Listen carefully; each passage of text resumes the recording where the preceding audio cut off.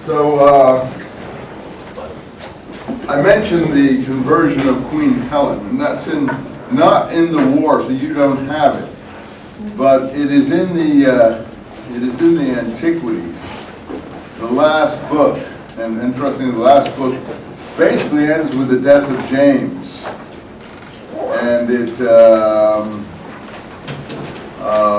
then goes on to enumerate all the high priests up to the war against Rome. This is quite a long story here, but it takes place around the time of somewhere in the 30s or 20s, 30s or 40s.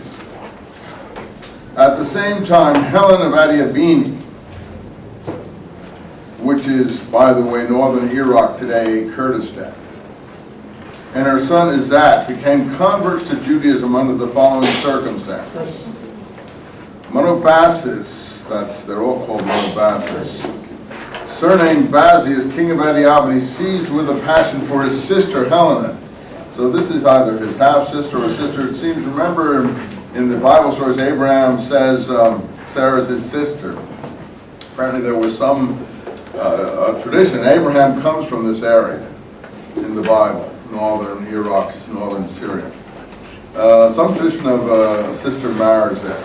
And one occasion he was sleeping beside her, etc., etc., etc., etc. And he heard a voice bidding him remove his hand from her womb so as not to cramp the babe, blah, blah. Some miraculous birth of her son Izates, I-Z-A-T-E-S, I think a variant of Isaac. He also had another son by the same wife, Helena, called Monobasis, like himself, and other children for other wives. So there was that huge harems. Now this was a favorite wife, an intimate wife, a related wife, and her two children. So in any case, he grows up, he goes down to southern Iraq to do trade, and there he finally gets a kingdom from his father. Looks like modern Haran. This is the land, by the way, that was saved by the flood in the days of Noah, he said. And they also have some indication the ark came to rest there, but it's not Turkey or Mount Arad as we see it. It's northern Iraq someplace. Apparently there was some monument there to commemorate this. In any event, I can't read the whole thing. It really is too long, but it shows how important Josephus thought it was. While Izati was residing in Sharak-Spasini, which is today's Basra in southern Iraq, a certain Jewish merchant named Ananias visited the king's wives, taught them to worship God after the manner of the Jewish tradition, and it was through their agency that he brought the notice of Izat, whom he similarly won over with cooperation of the women. When Izat was summoned by his father back up to Adiabene, Ananias accompanied him in obedience to his urgent request. Who greets Paul according to the book of Acts in Damascus? Ananias. It has also happened, moreover, that Helena had likewise been instructed by another Jew who had been brought over to their laws. When Izates came to Adiabene to take over the kingdom and saw his brothers and his other kingdom in chains, he was distressed. They used to kill all the other brothers in this kingdom, and so that only one would rule. Regarding it as impious either to kill or to keep them in chains, yet thinking it hazardous to keep them with it if they were not in prison, cherishing the resentment as they must, he sent some of them with their children to Claudius Caesar in Rome as hostages. So Claudius is in the 40s, so it begins to date this. Anyway, when he learned his mother was very much pleased with the Jewish religion, he was zealous to convert to himself, and since he considered that he would not be genuinely a Jew unless he was circumcised, he was ready to act accordingly. When his mother learned of their intention, however, she tried to stop him. They have arguments over it, and she says this would produce disaffection among his citizens. Besides this advice, she tried by every means to hold him back. He in turn reported her arguments to Ananias. So Ananias and a second person get in among the women, and their doctrine is, the king, he said, can worship God even without circumcision, if indeed he had been fully decided to be a devoted adherent of Judaism.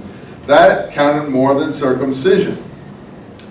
So here we're basically having the argument of Paul is outlining in Galatians against the people who want to circumcise and the people who don't want to circumcise. And Paul is on the non-circumcised side. Ananias here is on the non-circumcised side. And to my view, the unnamed person with Ananias is Paul. But he's not named. Then another zealous Jew from Galilee, a Galilean, comes. He's called Eleazar. And he has a reputation for strict adherence to the ancestral laws. And he finds them reading the law of Moses. Well, it's quite clear that the Talmud has the same story, and it makes it clear that the passage Zatis is reading is Genesis 17:11, where Abraham is commanded, you shall be circumcised in the flesh of your foreskin, and then it goes on to say, you shall circumcise all the people in your household too. So that's clearly what they are reading. And then he says to them, look, king, in your ignorance you are guilty of the greatest offense against the law, and therefore against God. For you ought not merely to read the law, but also even more to do what it is commanded doing. How long will you continue to be uncircumcised? If you have not yet read the law concerning this matter, read it now, so that you may know what an impiety it is to commit. Upon hearing these words, the king postponed the deed no longer. Withdrawing immediately to the next room, he summoned his physician and had the prescribed rite before. Then he sent for both his mother and his teacher Ananias and notified them that he had performed this rite. They were immediately seized with consternation, blah, blah, blah, blah, blah, blah, blah. So it goes on then. Anyway, Helena goes on more about her. Let's see. She wants to make a trip to Jerusalem. And she sees that the people there are very poor. And on her arrival was very advantageous for the people of Jerusalem. She has money. For at that time the city was hard pressed with famine. Now this famine is mentioned in the book of Acts. And as a result of the famine in the book of Acts, if you've read the book of Acts, Paul and Barnabas are elected by the community in Antioch to go up and bring famine relief. Well, here's the parallel here. And many were perishing from want of money to purchase what was needed. Queen Helen sent some of her attendants to Alexandria to buy grain with large sums of money, and others to Cyprus to bring back a cargo of dried figs. So she sends representatives, her treasury representatives, because she's quite rich, to Cyprus and to Alexandria in Egypt. This is the mid-40s. Her attendants speedily returned with these provisions, which she thereupon distributed among the poor.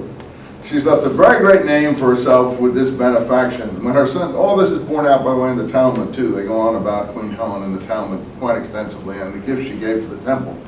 One was a plaque she put on the temple wall, which was a suspected adulteress plaque from Numbers, which is right after the Nazarite oath thing in Numbers 5 and 6, where you have to have a certain number of witnesses before you can accuse a woman of adultery. So it seems that she was accused of adultery. She's very sensitive to that subject.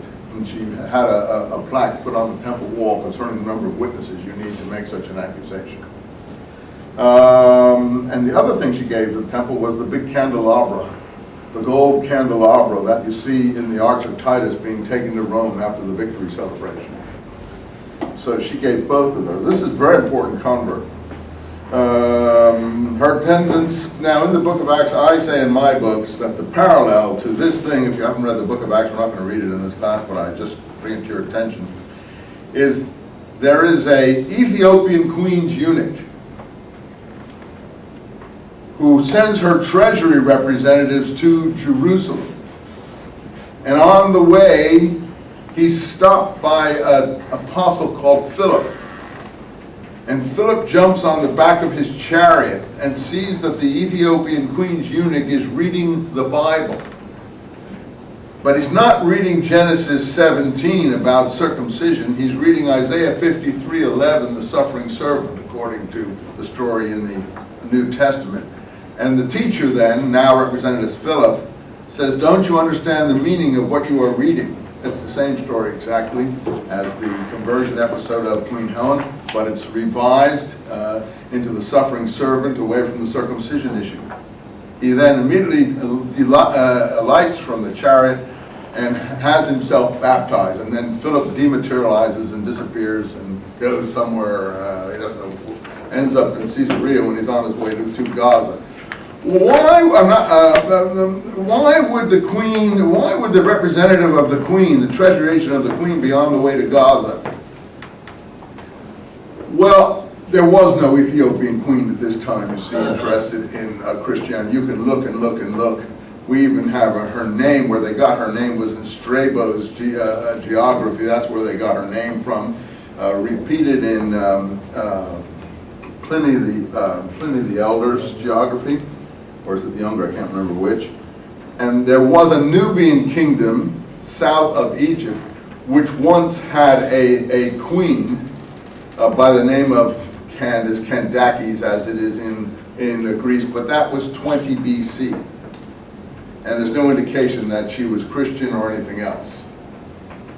So, to my mind, this is a blind for the conversion of Queen Helen of Adiabene. The relation to the queen's eunuch, the Sudanese queens didn't have eunuchs and all that sort of thing. That all came from Persia and northern Iraq. The queen's eunuch is a play on circumcision, because the Romans saw circumcision. In other words, it's a kind of nasty little, not spoof, but parody of the circumcision of Azat, the son of Queen Helen, and they're sending their treasury representatives to Jerusalem to relieve the famine. But you see, where they send them is to Egypt to buy grain, and Gaza is the gateway to Egypt, and that's why the treasury agent is on his way to Egypt to buy grain. Now that's my presentation of James, the brother of Jesus.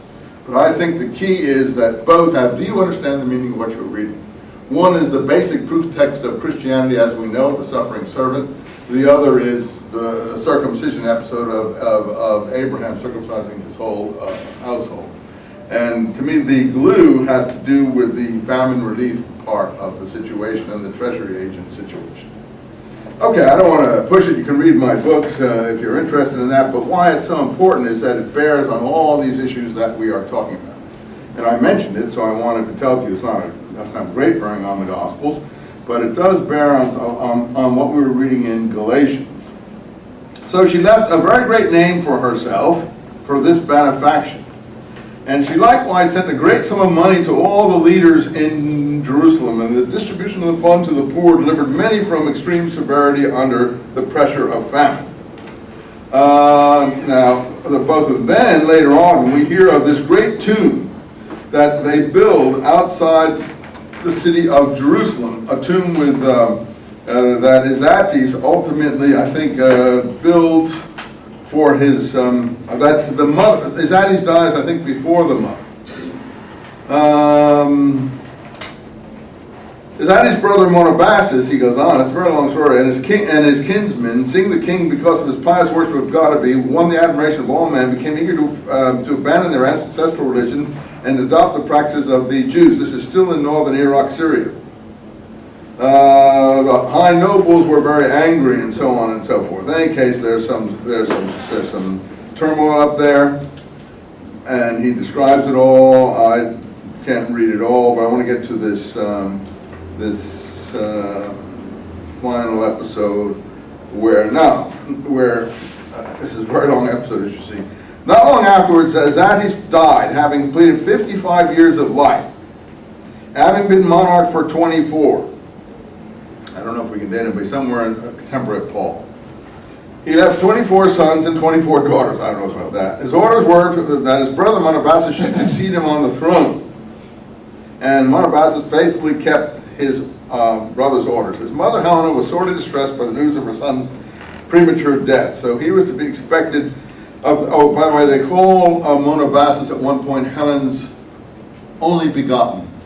My only begotten, meaning her favorite son.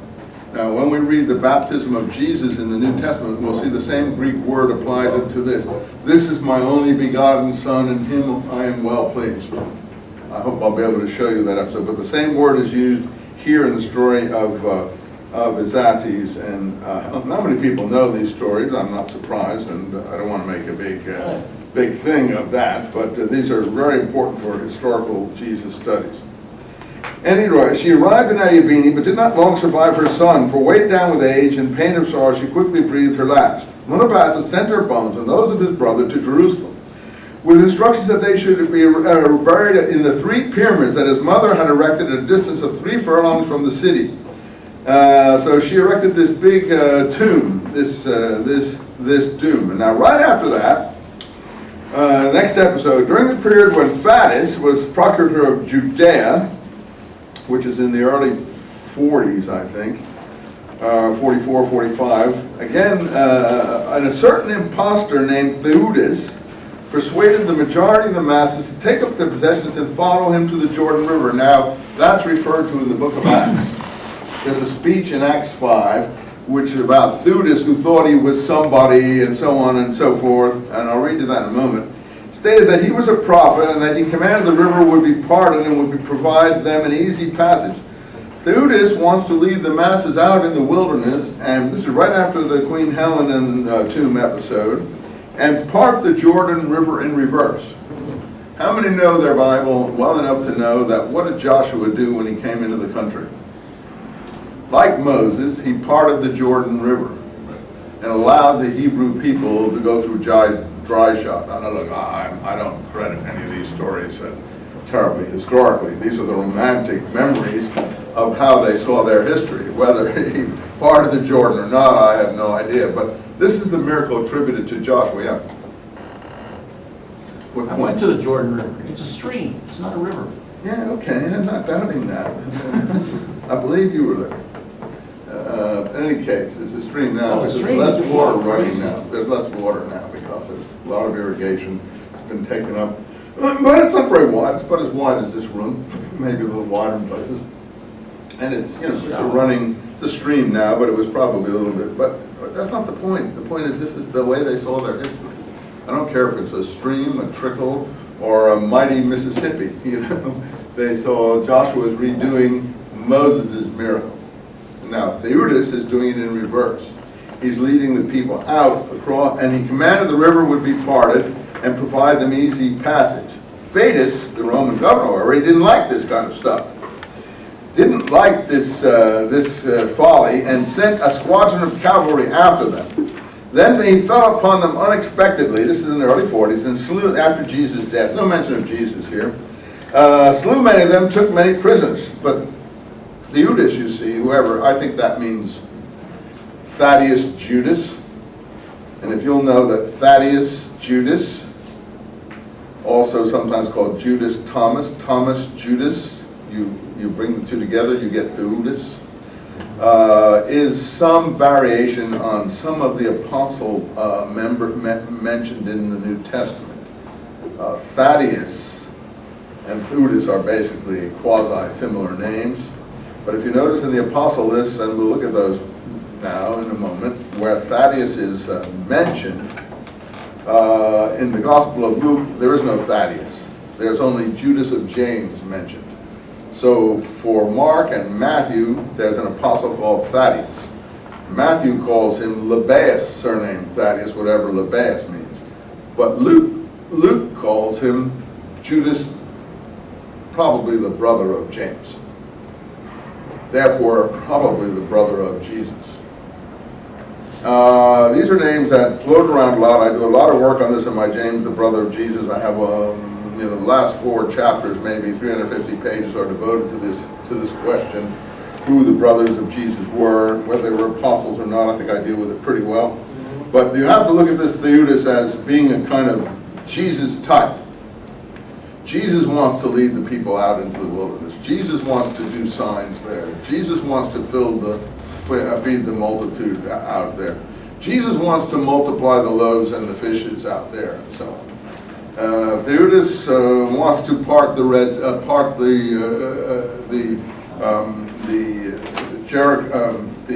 Jordan River in reverse.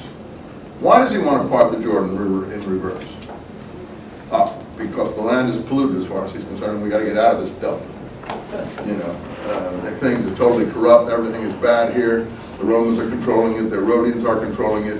Everything is being undermined. In this country, we cannot stay in it under these conditions. That's clearly the implication. and we have to go back to the wilderness. And this is a nationalist leader, clearly. I mean, maybe Josephus doesn't like these people, but they're a nationalist leader. And I think the same kind of attitude is in the Dead Sea Scrolls. Dead Sea Scrolls speak about going out of the land of Judah to dwell in the land of Damascus. That's one of the motifs in the Dead Sea Scrolls. To go out of the land of Judah to dwell in the land of Damascus, there to raise up the new covenant. They speak of the new covenant, to love your neighbor as yourself, and set the holy things up according to their prescribed prescriptions. I quote from the Damascus document almost word for word. It's repeated twice in the Damascus document, that we're going to go out and dwell in the land of Damascus and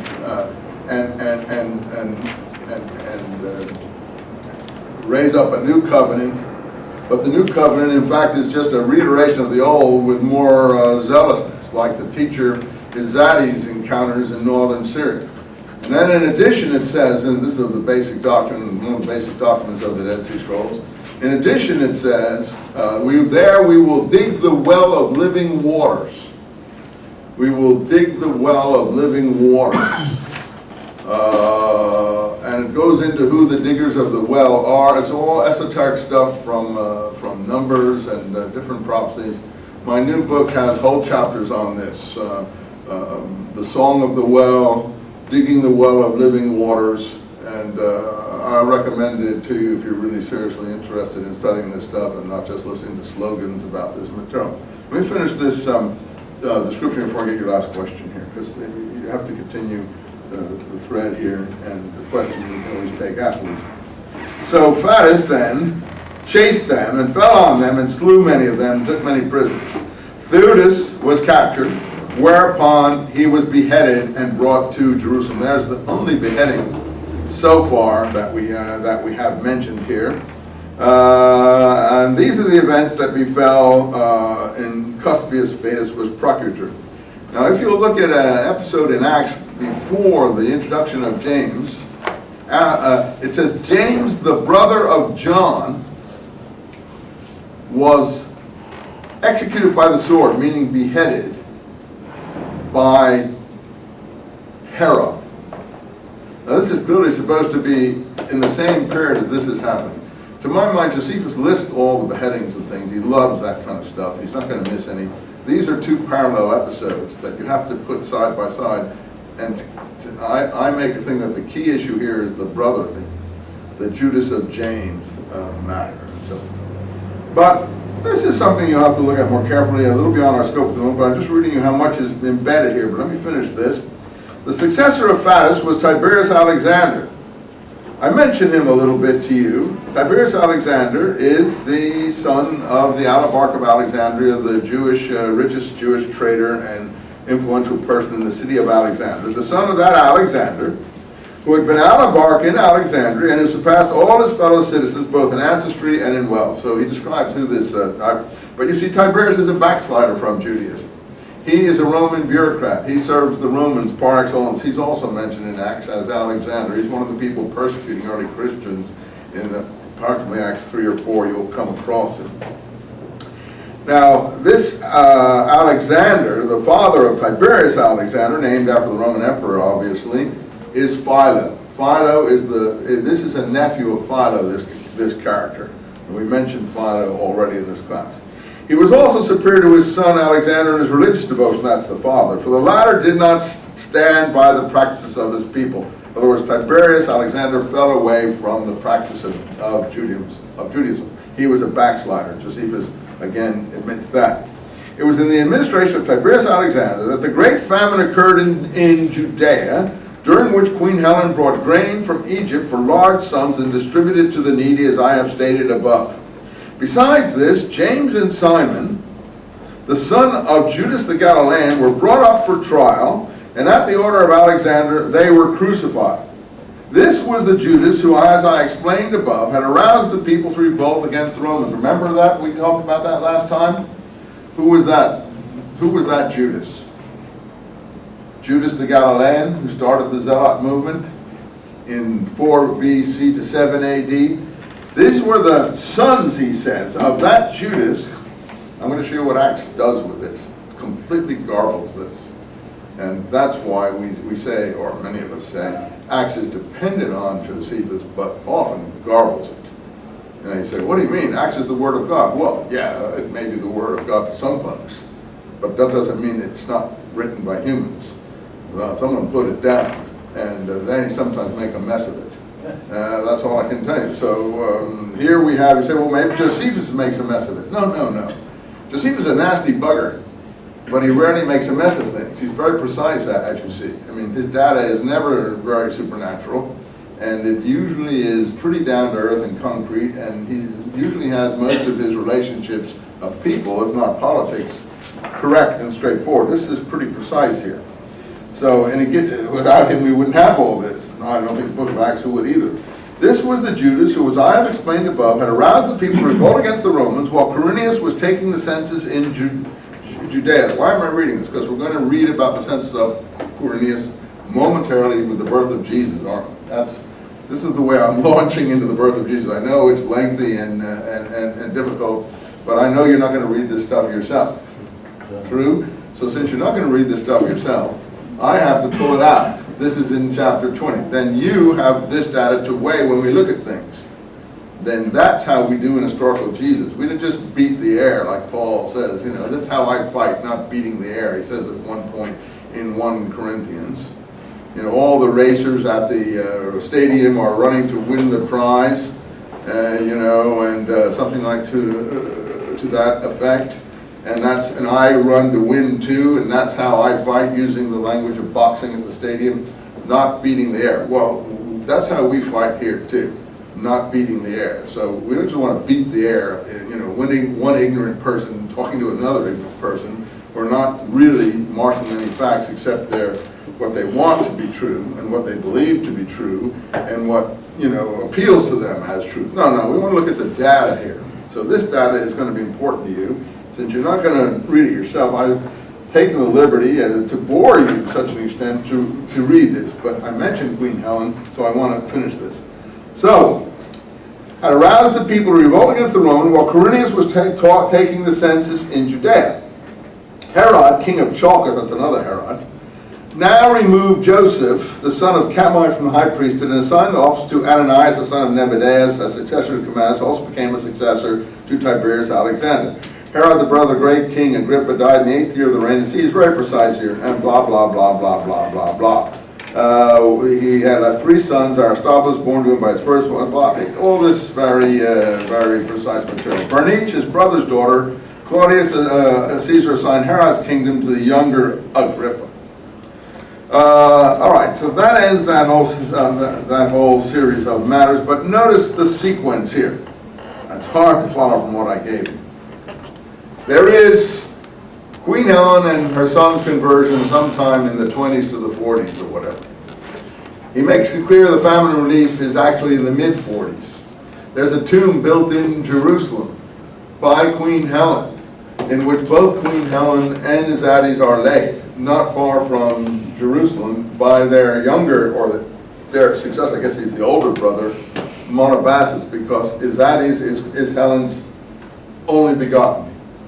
Her favorite, or you know, her beloved, or her only real son as far as she sees things. I can tell you where he actually uses that word, only begotten. I can actually give you if you ever look at the Greek here, I have it circled here someplace. Help me, dear God, find this word on the floor of mine. This is why my footnotes are taking me so long to do. Please, where is it? Where is it? Where is it? Where is it? Where is it? Where is it? Old books. I can't find it now. Anyway, I'll get it. I have it circled here. Here it is. Here it is. Here. And it was clear that all his favor was concentrated on Isates, as if he were the only child, the only begotten child. And that is line 20 of book 20. So he's the only begotten. It's actually used, the word is monogene. I'm not a great Greek, monogene, only begotten. Mono, one, DNA begotten. And it'll be the same as God cries out for Jesus. You say, so what? Oh, so nothing. But I think it has some importance. So anyway, here's the sequence. Somewhere in the 20s to the 40s, Helen and her sons convert, and they end up a more zealous form, opposing the Pauline Ananias approach, I think, that circumcision is not required, only faith in Christ Jesus. And circumcision is a sine qua non, the party of the circumcision, the James party in Jerusalem. These are the themes that are spreading around, and there is missionary work going on in northern Syria. Now, the problems in Antioch, where the Pauline community, according to Acts, is founded, where Christians were first called Christians, according to Acts. If you read Acts, you'll find these things. There's a question which Antioch we mean. A lot of people think we're talking about Antioch on the Orontes. Now, Antioch on the Orontes, it's good here now because we're getting to know, Middle Eastern geography and so on. Okay, Palestine, Lebanon, Syria, that's not very good, Iraq, something like that, Jordan, all right? These weren't divided up quite like that in those days. Well, the Orontes River was here, and there was an Antioch here, which was a kind of almost a seaport, and was the capital of the Seleucid Empire. So everyone says, oh, they're talking about that Antioch. But it turns out that this Seleucid king loved his father, who was called, the founder of the dynasty was called Antiochus. And he founded 4 Antiochia. One of them is over here in northern Syria, the town that later became known as Edessa, where the Holy Shroud came from. And this was called Antioch by Caliro, and this is right near Abraham's Haran. To my mind, this is where these things are happening. Edessa is the big thing that the Crusaders are after.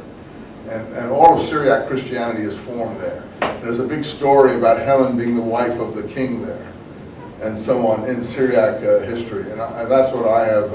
And there's 2 others. There's one down here, another Antioch here, and then even Acts says there's an Antioch over here, Antioch in Pisidia, that Paul visits. So there's at least 4 Antiochs. To my mind, nothing was going on in this Antioch. Everything was going on over in this Antioch. Now you say, so what? Well, that would put the Pauline community right in the midst of these things there. That's what's so what. And that, I think, is a very important thing to consider. I don't say I've proved it, I'm just saying that's a very important thing to consider. I mean, the book of Acts doesn't know which Antioch it's talking about. It just says Antioch. So we don't know, it doesn't know, and it doesn't say Antioch on Pisidia, and the area seems to have nothing to do with, and the famine relief is coming from Antioch by Caliro, Antioch by Haran, Antioch where these conversions take place. Anyway, there's famine relief coming from over there, the capital of that kingdom, Adiabene, and this other neighboring kingdom, which is where Syriac Christianity developed. Then, right after that, well, in the midst of that, there's the famine. Connected to the famine is this Theudas affair. And then at that point, see how when mentioning Theudas, so Theudas has to come around 44 AD or so, 45 AD. And at that point, Josephus wants to tell us for some reason, then after that, in 48 AD, and all the trouble that's going on, Josephus tells us the 2 sons of Judas the Galilean are executed, right? They're called James and Simon again, the same names as some of the apostles, popular names. And then, because they're executed, then he wants to tell us about Judas the Galilean, with whom he started a lot of it at the time of the famine. All right, now let's go over to the book of Acts. And we'll see how Acts has got this down. Acts 5. I think it is, it's supposed to be a speech when Peter and the others are dragged before the Sanhedrin, and a Pharisee called Gamaliel, who also appears in the Pseudo-Clementines as a sympathizer to the movement, and as it was also the name of Paul's teacher, a teacher of the law, honored by the people, rose up in the Sanhedrin and commanded the apostles to be put out for a short while. Then he said to the members of the Sanhedrin, line 34-35, "Men, Israelites, be careful how you treat these men. For before these days, Theudas rose up." Okay? Theudas rose up. This is in his speech. I love the way they put it. Boasting himself to be a somebody, thinking he was a big shot, okay? To whom a number of men, about 400, were joined. I think it was more than that in Josephus. I don't remember that. I don't know if he gives 4,000 or what, but anyway. He was killed, but no specific how he was killed. And all of them were scattered and came to nothing, as many were following after him. After this, one Judas the Galilean rose up in the days of the census and drew away many people after him. He also was destroyed, and all of them were scattered, as many were following him. Okay, there is what we call the anachronism. But why does he make this mistake? Not Gamaliel. There's no tape recorder at this time. People 30, 40 years later didn't know what Gamaliel was saying. Why does he? Because he's been reading his Josephus very quickly, and he notes that Theudas is mentioned, and then right after that, the two sons of Judas the Galilean, and then the fact that they were the sons of that Judas the Galilean that taught rebellion at the time of the census of Quirinius. All the writer has done is dropped out the two sons of Judas the Galilean and gone from Theudas, who thought he was a big shot, to Judas the Galilean, dropped out that little bit in between. And that's where he gets that mistaken sequence, because Theudas doesn't come before Judas the Galilean. The two sons, he comes before the two sons of Judas the Galilean. In fact, Judas the Galilean is 40 years before Theudas. You follow me? I don't mean to hurt you or upset you. I just want to show you how historical material is garbled, even in beloved documents. I know that these are beloved documents. I don't want to hurt your feelings. But if we're going to do historical material seriously, we got to see what the shortcomings are in documental evidence. You follow me? And if you can get out of this mess chronologically, you'll be my guest. If you don't, I don't expect you to agree with me on this thing. I just want to show you that we just read that from Josephus, and here we are reading this thing, and everyone admits there's an anachronism, but no one understands how it happened. I understand how it happened because I realized the person who did this was reading his Josephus very superficially, like, let me get some, like the way some of you do papers. You know, let's get that. Oh, yeah, all right, this guy, yeah, okay, this guy here, right. And in doing so, he got the chronology out of whack. Now, another thing that relates to what we were reading is this other funny thing. I make a lot of this in my books, as you can well imagine. That was 536 next, right? Yeah, that's where it was. You'll be able to. You can ponder it over and ponder it over and ponder it over, but you'll never get out of the mess. And I've given you the way out, but now that's something people really don't want to entertain. It's too frightening. Now, chapter 11, talking about the foundation of the community in Antioch. I go through this in great detail in my James book. That's why it's 1,000 pages long. You have to go through these things in great detail. Otherwise, you're never going to convince anyone of anything. You have to convince both the mass and the scholars. The scholars can't be able to punch holes in what you're saying, and you have to make it comprehensible to a mass who have very little background knowledge. So that's why people say, why do you write such a long book? Why don't you write a book like Bajan and Lee or Elaine Pagels or something like that, something easy to understand. Yeah, because it isn't easy to understand, that's why. And you need to have detail. You need to have detail for the scholars who are going to beat away at you, and for the average person who doesn't have the background to make these assessments for themselves. That's why everything has to be laid out. Now here we have material in chapter 11. Chapter 11 of this is Of Acts. talking about Stephen and certain ones went to Cyprus and Cyrene, 20 and 21, and many turned to the Lord believing. And then the news was heard in the church in Jerusalem, and they sent Barnabas to Antioch. Now there, of course, is which Antioch? I've tried to deal with that a little bit just previously. And Barnabas went out to Tarsus to look for Saul. So he's going to southern Turkey there. And finding him, he brought him to Antioch. For a whole year they got together a church there and taught a huge crowd. And that's where the disciples were first called Christians. So again, once more in the 40s, in Antioch, either the one in southern Turkey or the one in northern Syria, they're first called Christians. And in those days, prophets, here's comes supernatural material now, prophets came down to Jerusalem, from Jerusalem to Antioch. One named Agabus rose up from among them. Now I'm laughing because I don't believe any prophet ever existed called Agabus, and I think this is another garbling, and I'll tell you who Agabus is in a moment. And that this is the, to my mind, the sloppiness of the writer of some of this material.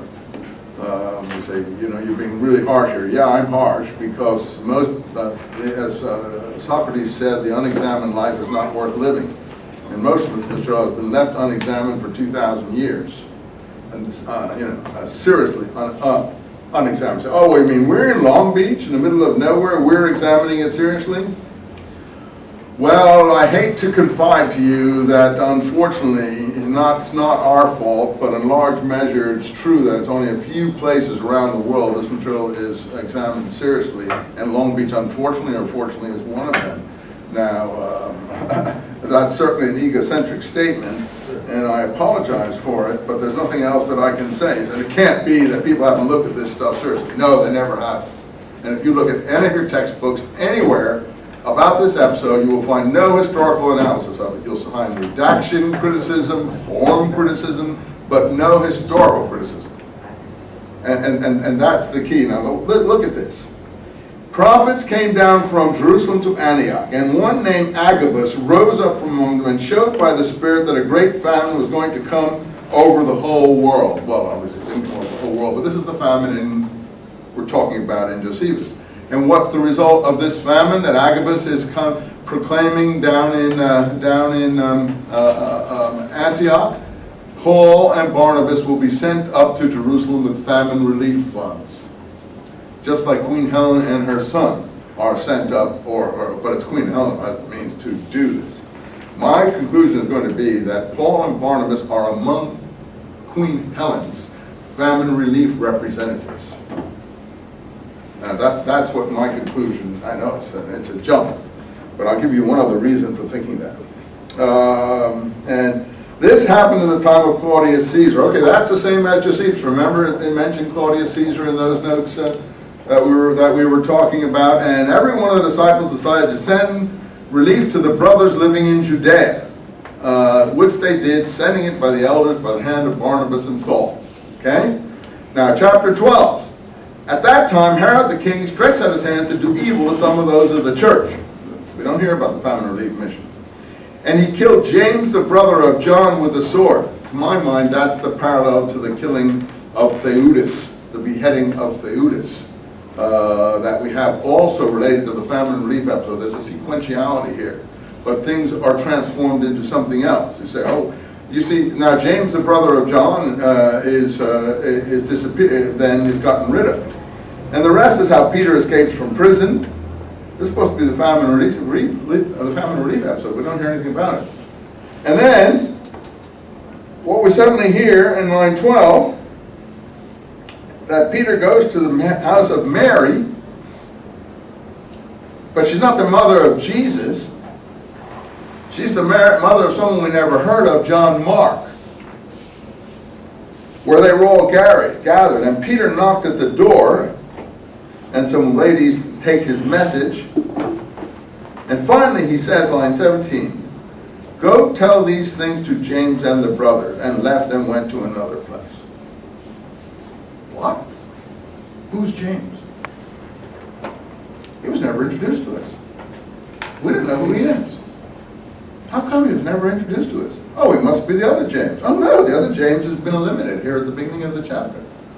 Ah, the true history is bubbling through, which shows that much of what came before is overwritten obfuscation, because the election of James as leader of the early church is totally ignored in the story of Acts, just as his death is. You say, well, why do they bother letting him emerge here? Because they couldn't avoid it. But they didn't tell you who he was and what his doctrine and positions were. He, according to Galatians, as I read you, is the party of the circumcision. Which James is it? James, the brother of Jesus. There's still obfuscation here. But why does Peter go to the house of Mary, the mother of John Mark, to leave a message for James, the brother of Jesus? Because it isn't Mary, the mother of John Mark's house. It's Mary, the mother of James's house. That's why. You don't go to Mary, the mother of John Mark's house, to leave a message for James and the other brothers. Why doesn't the book of Acts want to tell it, or say it that way now? You know, you'll have to decide if this is correct. Why doesn't the book of Acts want to tell it? Because the book of Acts is Pauline. And the James party is totally, and the Pauline approach is totally antithetical to the James party. And it certainly doesn't want to admit that Mary had any other sons except Jesus. And so on and so forth and so on. So there's a good reason. Okay, forget all that. This chapter goes on, and Herod dies. That's also from Josephus. He's eaten up by worms or something, but he's posturing in a theatrical way. What kind of worm? Ask the book of Acts. And then, line 25. But the word of God grew and multiplied, and Barnabas and Saul returned from Jerusalem, having completed their mission, also bringing with them John Mark. That's why John Mark's mother was mentioned here. What? Well, what happened to the mission?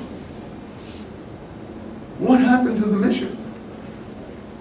They went and they came back, but in between is all this other interesting stuff. All right, I'm saying that there's a lot of words and material all around the episodes that I just read to you there. And one last thing, Agabus. He will appear later in Acts as the prophet who grabs Paul's girdle, ties it in a knot in Caesarea, and tells him not to go up to Jerusalem because there's plotting against him up there. How many people are familiar with that episode? Chapter 21. Okay, but there's another story that Eusebius tells us that he took from the chancery records of, guess what, the city of Edessa, Antioch by Calera. And that's the conversion of a king called Agabus. Agabus. A-G-B-A-R-U-S. And he calls him the great king of the peoples beyond the Euphrates. The great king of the peoples beyond the Euphrates. And in this conversion, which is the same time as the conversion of Queen Helen, and I think this is Queen Helen's husband from a different perspective, that is from more Arabic source, Agabus being Arabic language type, Monobasis and names like that, being Persian language background. But the Syriac sources tie it together. The Syriac sources tell us that Queen Helen was the wife of King Agabus, the great king of the people beyond the Euphrates, and that he was one of her sisters.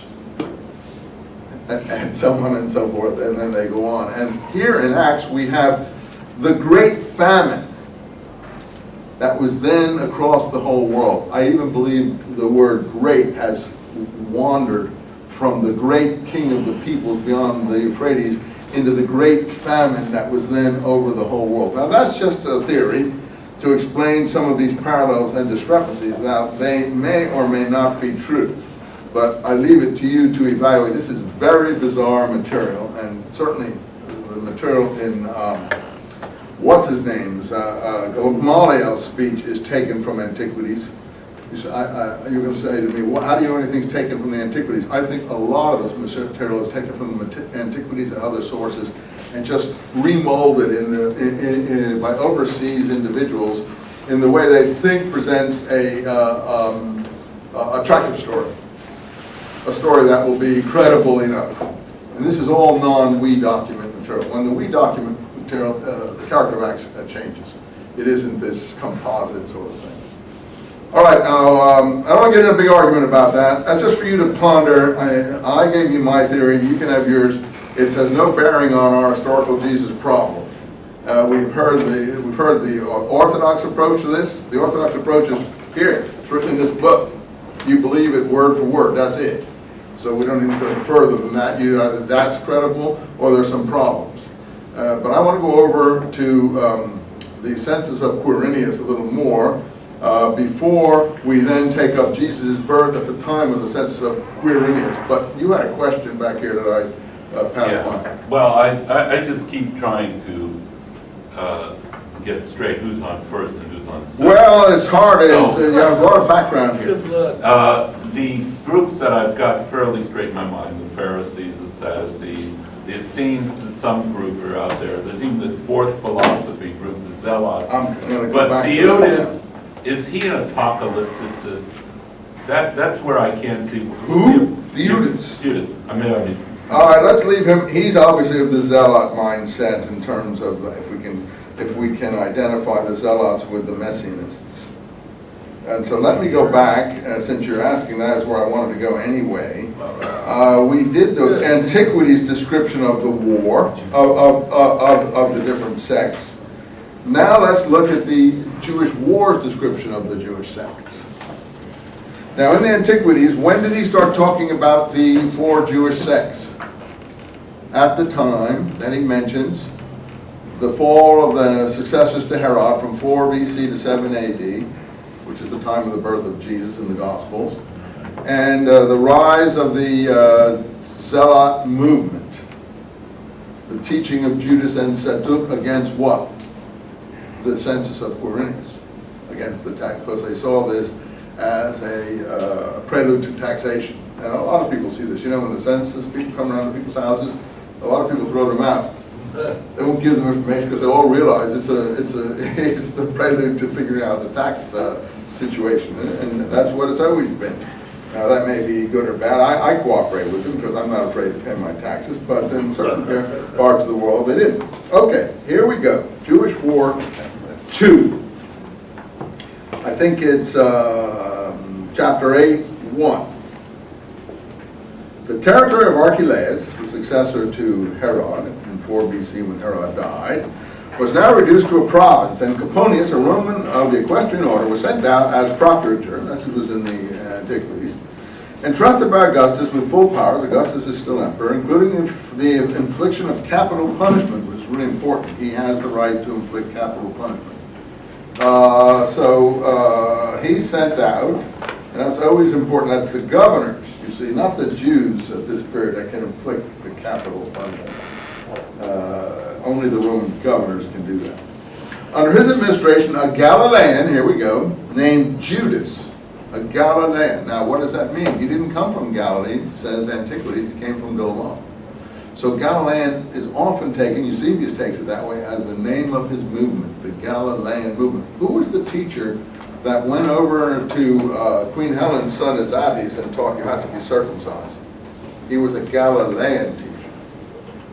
Now, that may just be a geographical denotation, it may be more. I think often it's more. Inciting the countrymen to revolt, upbraiding them as cowards for consenting to pay tribute to the Romans and tolerating mortal masters after having God for their Lord. I think that's basically the same as we heard in the other, right? That they shall call no man Lord. No man Lord, only God. Now, what's missing here? Right at this date. According to the other narrative. Where was the other narrative? I know it's hard for you guys because this is all very complicated stuff. The other narrative we read last time was in the Antiquities. It's not in the war. The Queen Helen narrative was also, there's more in the Antiquities, there's more forthcoming.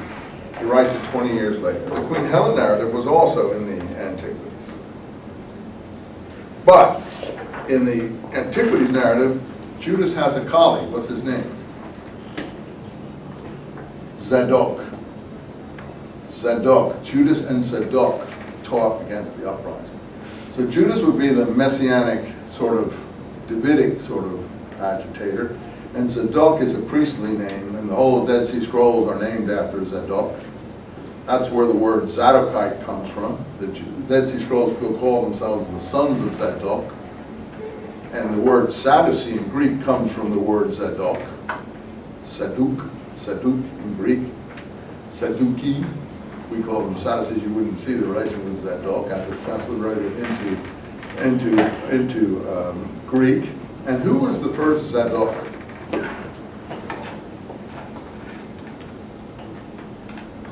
Well, I'm not boring you too much. Who was the first Zadok? Just trying to teach you some good background. Zadok was the high priest of David's first temple. He was the high priest. So the Zadokites claim descendant from Zadok. No, that's just a coincidence that the colleague of Judas the Galilean is a Zadok character, whether it's a title or a name or what have you. And also the scrolls are very interested in being called sons of Zadok, and they play with that name. For them, it can also mean the Zadok or the Tzaddik, because in Hebrew, these words float about. You say, what do they float about? Hebrew is a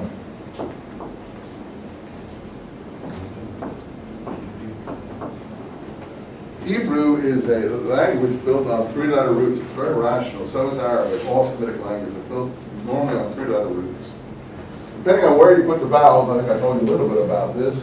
The word has certain meanings. I told you a little bit about this. If you put it like that, it's Zedek, righteousness. If you put it like this, it's Zadok, the name. If you put it like this, double the D, it's Sadiq, the righteous one. You can't tell the D has been doubled in normal Hebrew orthography. You can only do it if you speak the language. So in fact, Zadok and Sadiq would look the same in written Hebrew at that time, because the Yud, as it's called here, and the O here looked the same in written Hebrew at that time. And you could only know it's an I and an O by knowing the word. So when you see Zadok, it can also read Sadiq. So it could be a person known as the Tzaddik, the righteous one. What's James's cognomen in all early church literature? The Tzaddik. James the Just. That's Latin for Tzaddik. Dikaios in Greek. James the righteous one. James the Tzaddik. And he's always called, and so even in the Pseudo-Clementines, or rather in the church testimony about his death, they speak, "O righteous one, tell us what we should do." This could be, "O Zadok, tell us what we should do." You see, this is how Hebrew works. I'll give you another example. Shalom, peace. Same in Islam without the S. Salam in Islam, peace. And then put the I here and an A here, it's Islam. Making peace, causing to make peace, causing to surrender, the name of Islam. Put a prefix in the head of it, and it's Muslim. That's the prefix, someone who does something. Muslim. Okay, for me it's easy, because I've studied all this stuff for about 30 or 40 years. And I'm about finished. You're my last class. So, you know, obviously I'm going to have more facility than you guys in playing these games. But one day you'll be like me. And then you'll be able to just play games with your students. That's what you want to try to get to, you know. You want to get cleverer than the next person if you can be, and I think you can. So this is the way to get that way. No sense being angry at me. No sense feeling animosity or aggressiveness. I'm not going to get anywhere for anybody. You know, I am what I am. You are what you are. What you want to do is to improve yourself to handle people like me. And then to be superior to people like me, and then superior to others who you'll argue and discuss with. Maybe you don't want to, but most scholars want to get a leg up on a lot of people. In any case, so this Judas Galileans told the people that they shouldn't pay the tax to Rome. What does Paul say in Romans 13? The authorities were put here by God, therefore you should obey the authorities, therefore you should pay the taxes to them that ask for taxes, and you should love, and this is loving your neighbor as yourself. And he quotes the righteousness commandment that all these guys are quoting, and he quotes it in, this would be looked upon in Palestine. You know, if you were Al-Qaeda, you'd be on your way to beheading this guy. That's all I can do. You'd be running after him, and you'd be ready to take him apart. This would be considered total collaborator type language. Now, to us today, it sounds beautiful, because we're not involved in the political turmoil of that time. And to us, you know, a saint for us, for those people, could be something else. And that's why certain groups in Palestine considered Paul the Antichrist, like the Ebionites thought of him as the Antichrist. The devil incarnate, if you want. And, you know, so when people are taking an oath in the book of Acts, not to eat or drink till they have killed Paul, taking a temporary Nazarite oath, that is, and that's repeated 2 or 3 times from approximately Acts 22 to Acts 25, and where in the we document, you have to understand why they feel that way. When Paul goes into the temple, and this is where the Acts gets very down to earth, is not dependent on Josephus anymore. It's dependent on an eyewitness account of someone who traveled with Paul, which is why we have the we document there. Then Acts gets really good and precise, and there's nothing to quarrel with it about. He goes into the temple. James has sent him into the temple. Some people say James set him up by saying, look, Paul, we've heard rumors around here that you teach straying from the law, and that you teach all the Jews and Gentiles around the Mediterranean against this people, against this temple, and against the law, which is what he's doing in all his speeches. But to show there's no truth in any of this, James obviously doesn't want people to teach that kind of thing. Go into the temple, since you're perceived as having a lot of money, you raise a lot of money overseas, and take a Nazarite oath, a very extreme procedure, and pay for the Nazarite oath of 4 others, because you've got money. And Nazarite oath is a very particular part of the law. So Paul, nothing loath, says, yeah, sure, I'll go in and do that, because Paul's philosophy in 1 Corinthians is, I'm a Greek to the Greek, a Jew to the Jew, a lawkeeper to the lawkeeper, a lawbreaker to the lawbreaker. I'll do whatever I have to do to win. All the athletes at the stadium are running for the prize, and I, run to win. That's how I fight, not beating the air. So Paul, given that philosophy, he's the first modern man. He'll do whatever he has to do to win, and he does win. There's no doubt Paul wins. We are the product of his victory. But that doesn't mean he's right. At least not right in Palestine. He may be right for spiritual salvation in all mankind. That's for you to determine. It doesn't mean he's right in Palestine, and there are groups that didn't think he was right in Palestine. So Acts says Paul goes into the temple there, and then some people see him and start to shriek and say, Jews, everyone help! This is the man that goes around Asia preaching against our people, against the temple, and against the law. Now, is that a true accusation? Yes, it is, given the speeches that he's given. And they're all worked up. And they throw him out of the temple and bar the doors behind him. How many are familiar with that episode? It's in Acts, it's in Acts 21, 22. And you see, then after that, they want to kill him, and they take the oath to go and kill him. Of course, this is all portrayed negatively. Here's how you get the negative portrayal of the Jewish people. The Jews are all wrong here, and Paul's all right. Paul's the saint, and the Jews are miserable, sort of cavilling, vicious, extremists, unreasonable lunatics. Something right out of Monty Python, The Life of Brian, if you've seen The Life of Brian, right? This is what they're portrayed as. Okay, cool, that's your point of view. But if you're another writer writing it, you might have a different point of view, and that's what the scrolls are. In any event, now he's trying to introduce foreigners into the temple. And then the book of Acts says, no, they'd seen him in town with a Greek and thought he was trying to do that, but really he wasn't. So the narrator has to sort of counter that particular charge. In the meantime, the Roman soldiers come out, arrest Paul, or take a hold of Paul, save him from the mob. Then Paul says, you arrest Roman citizens, and then he pulls out his Roman citizenship, and the soldier starts talking about, oh, you have a Roman citizenship? Well, I have a Roman citizenship too. How much did you pay for yours? And the two start talking about Roman citizenships and so on and so forth. Meanwhile, Paul's bustled off under guard, taken away, saved from the mob, not killed, etc., etc., etc., etc. He's saved by the Roman soldiery from the ire of the mob. So, I mean, you know, there is this, there is this great antagonism about all of these issues. Okay, so this is where it starts, though, 4 BC, 7 AD. Those who would consent to pay tribute to the Rome and tolerating mortal masters as having God for their rulers. You see, this is the Zealot movement starting way back then. Now, look, the Jewish philosophy has 3 different groups: the Pharisees, Sadducees, and the Essenes. So then he launches again into the Pharisees, Sadducees, and Essenes. This is again the same point as in the Antiquities, after the census of Cyrenius and the discussion of the birth of the Zealots. But look, he doesn't discuss the Zealots here.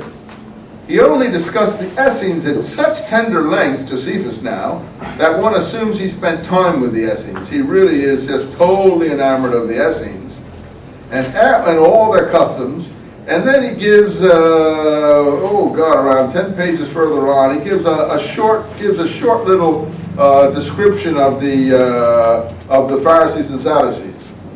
Of the first 2 schools, the Pharisees, who are considered the most accurate interpreters of the law and hold the position of the leading sect, contribute everything to faith, to God.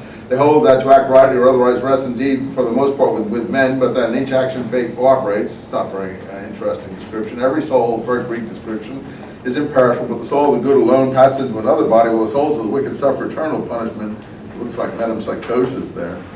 In any case, the Sadducees, second of the orders, do away with fate altogether, remove God beyond not merely the commission but the very sight of evil. They maintain that man was free choice of good or evil, and that it rests with each man's will, whether he follows the one or the other. As for the persistence of the soul after death, penalties in the underworld and rewards, they will have none of them.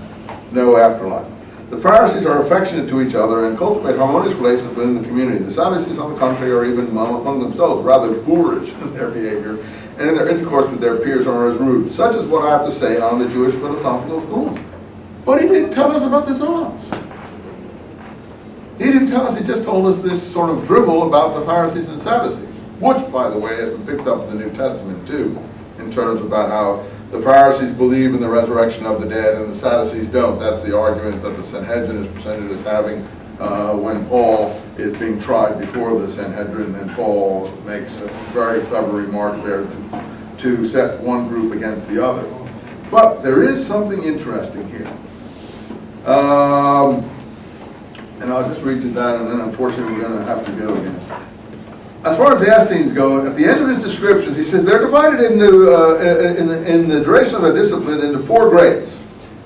And insofar as the junior members are inferior to the seniors, that a senior, if he be touched by junior, must go and immerse himself, take a bath, as he had contacted an alien or a foreigner or an impure person.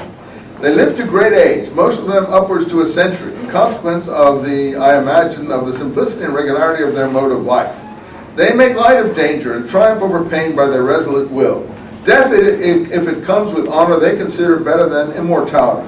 In the war with the Romans, tried their souls through and through by every variety of test, racked and twisted, burned and broken, made to pass through every instrument of torture in order to induce them to blaspheme the lawgiver and to eat some forbidden thing. Now, in a different version of this, Hippolytus, a 2nd century